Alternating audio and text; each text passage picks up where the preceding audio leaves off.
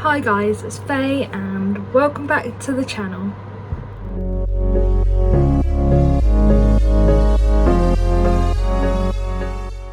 So if you guys are part of my newsletter, you would have been expecting this video. Yep, I'm doing a series on world building. Shock. So even though I have done videos on world building previously, I'm going to start from scratch and assume that no one has watched those. So welcome to world building for beginners.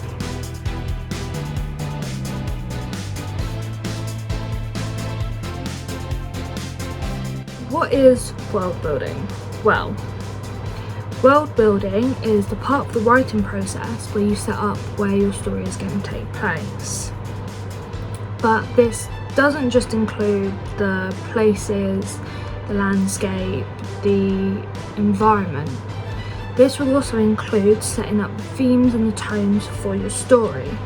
Because, well, we're all influenced by the world around us, whether we like it or not. It's how it is. The world around us influences not only our views but also our beliefs. For example, if your family or the people that you grow up with are in a working class environment, you'll be used to that working class environment. You'll see yourself as a working class person. Whereas you'll see in our world at the minute, people who are raised in a more upper class environment will be different. They'll have different reactions to money, to objects, to people. You know, how you are brought up and the environment around you will influence who you decide to become.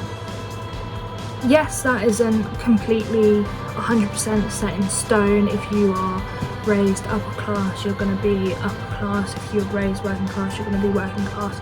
You know, things move. It's like a scale.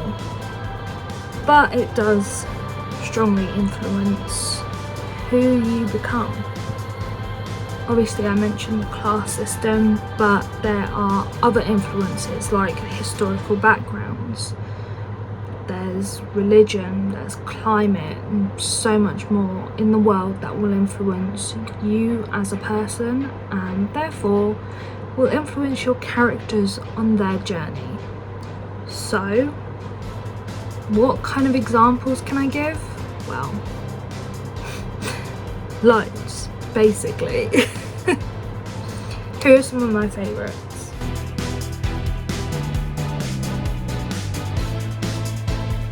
So to highlight class systems and how that then influences your characters, obviously we have to bring up the Hunger Games, right? So the districts are basically set into classes. You have all the way from District 1 down to where Katniss is in District 12.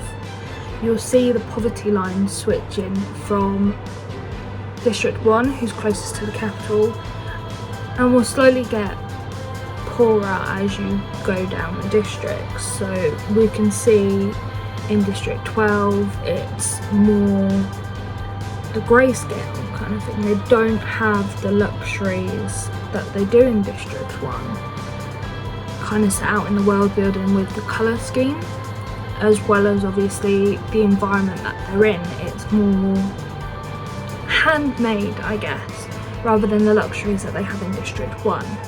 So the class system and the famine that they're facing, the history within that, has created the environment that we see in the first book, where we get the Hunger Games, right? So the historical factors of the famine, the lack of food, the lack of resources, they then have created a situation where you can fight for your food. So they're providing entertainment to distract from the fact there's not enough resources for everyone to survive. So not only have you got this setting where there is historical factors, there's class factors, there's also an entertainment factor there. So we know just from the get-go that people in this setting aren't, you know, as bothered by killing and murder as we would be in our world at the minute. Can you imagine if there was a TV show where people were fighting to the death? It's just unheard of. But in Panem, this is the world that they live in and they're used to it.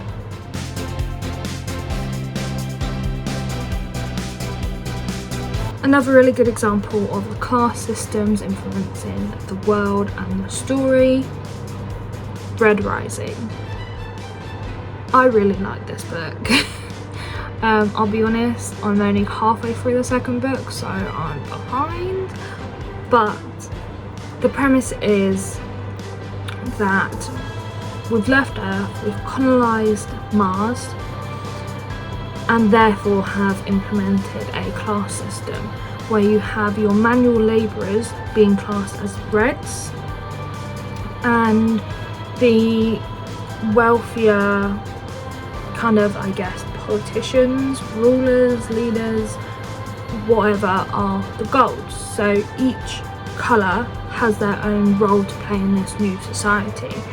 So not only is it colour coded, which for someone who is quite OCD, kind of am a fan of that, but it gives the colours their own purpose within this new world. So we've left the world that we're in at the minute, we've moved somewhere else, and you've been assigned a job, essentially, and that's your colour. Where it gets dodgy is the fact that you cannot stray from your colour. So if you're not gold, you're not anybody really. So some of the other examples I can think of is they have blues, which I believe are like the sciencey people, technologically inclined people. They basically crunch the numbers and make sure everything's running. Reds are the manual labourers that actually live below the surface to mine, so they are getting all the resources. Golds, like I said, are the leaders, so they run like the armies and the political houses and whatnot, and they can't stray from that. So they've been there for so long, they've kind of bred it into their genetics. If you're gold, you are genetically stronger, taller, more handsome? I don't know. They're described as being more chiseled.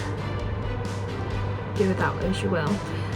Reds are more frail. They're kind of dirty all the time. Obviously, they're living underground. They all have kind of red hair. Shock. You know, their skin is pale because they don't see any sunlight. You know, so that historical factor, they've come here, they've assigned the jobs, you've got a colour, you've been put into your class system, and now we're at the point where you've genetically been bred into your class system, right? And this is where our story begins. So you've got many factors there that will influence your characters as we start the story.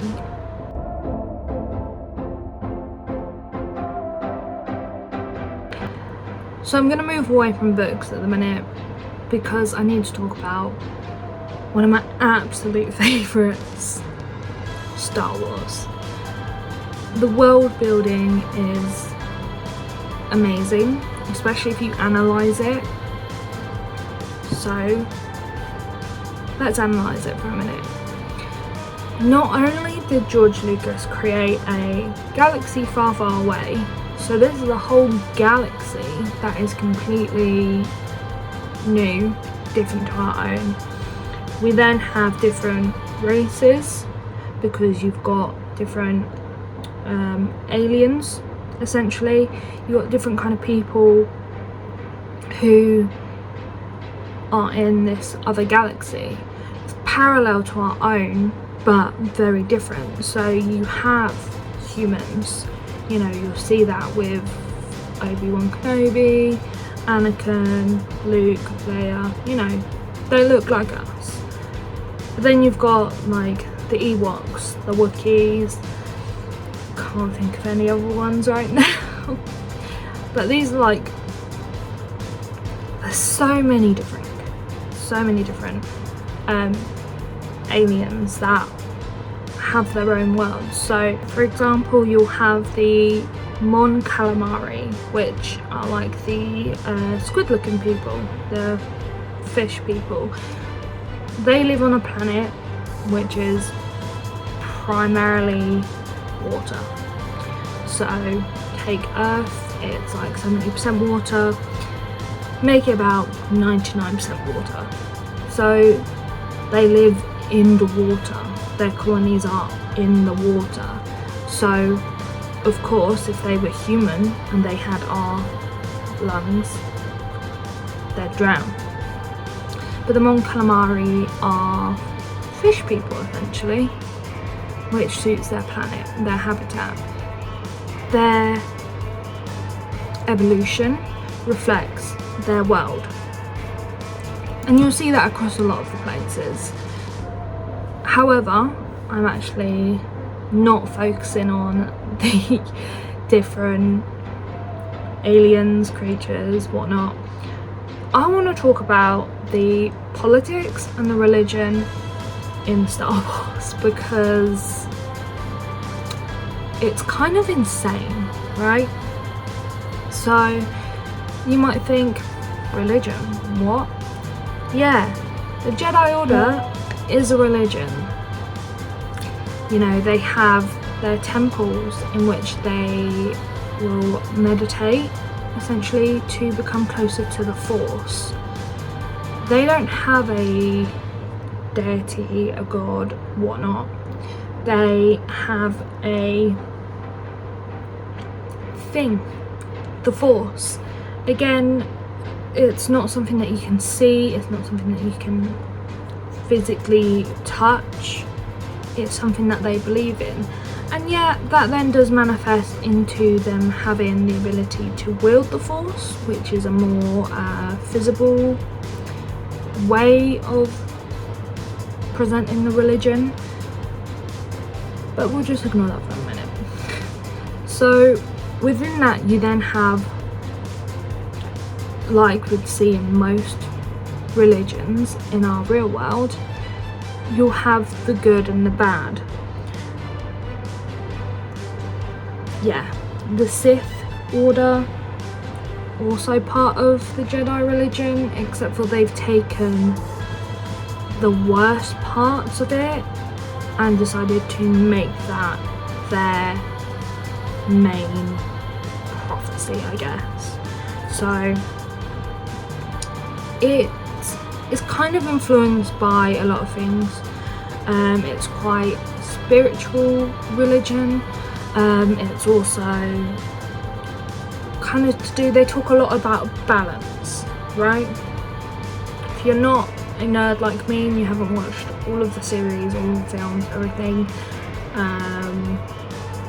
you're probably like, what the hell are you talking about? Well, they talk a lot about balance. You know, you've got the light side and the dark side. That is a representation of yin and yang. One cannot exist without the other. There needs to be balance. Not everything can be all good, not everything can be all bad. So it does pull a lot from our world, our real representations on religion, on spirituality. But they made it cool because of lightsabers, right? Also, the politics is mental, right?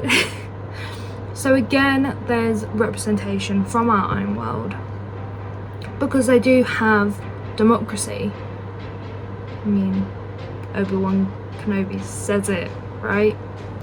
Anakin, my allegiance is to the Republic, to democracy! Not only that, but they have a dictatorship, but it's a secret dictatorship. Yeah, let me explain. So, they have something called the Galactic Republic, which is your democracy. They're an elected representation from each planet. They all go and talk about laws and war and whatnot in this giant chamber on the capital planet, because why have a capital city when you can have a capital planet? Not only that, but because you have Palpatine, who is he's running the Senate, basically. He's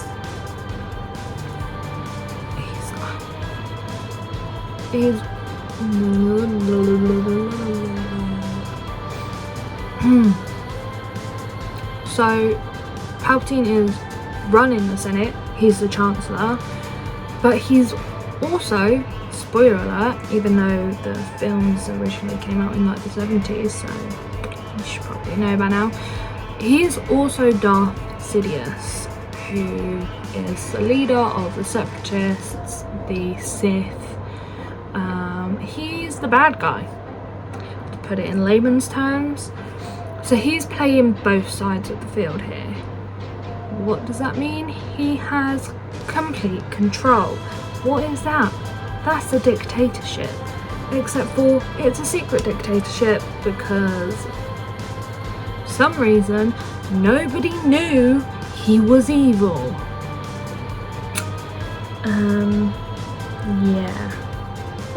He seemed pretty evil to me, but again, I was born after the first lot of films came out, so I kind of saw it coming because, you know, they're not released in chronological order. Anyway, so you've got this character Palpatine who is basically playing a giant chess game against himself. All the pieces on the board he is moving. Now, with politics in our own world, again, will depend where you are. I'm in England, we have a democracy. So that means that everyone who is eligible and is registered can vote to have their voice heard. That's what democracy is. Everyone gets a say. And again, it's the majority wins. I'm not really sure how it works elsewhere. So with that, with the politics, the worlds in itself, what is capable within those worlds, you know, Star Wars is science fiction, so there is the science element, say with the clones. You know, it's not something that we can do essentially here on Earth, but in this galaxy, that's normal. There's so much world building in Star Wars that influences the characters and how their story plays out. That's what world building is. You're not just creating a place for your characters to lead their story, you're creating influences that will affect how your character views the world, how your characters view other people, how they view politics, religion, all of that good things, you know, to do with their history, what influences them from their historical point of view. World building isn't just building a setting, is what I'm saying. Just a very long-winded way of saying it. So what we're going to do is touch base on each of these kind of individual topics and go a bit deeper into it, look at how it influences our world as we are, as well as examples from fantasy and sci-fi, because that's where you mainly will see it.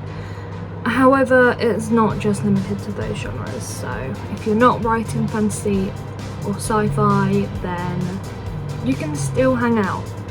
So, until next time guys, if you want to know when I'm posting next, subscribe and hit the notification bell to be told. If you like this video, give it a thumbs up so I know that you guys are enjoying it and I'm not just doing it for my own purposes. And leave me a comment below or hit me up on my socials, which are in the description. See you next time. Bye.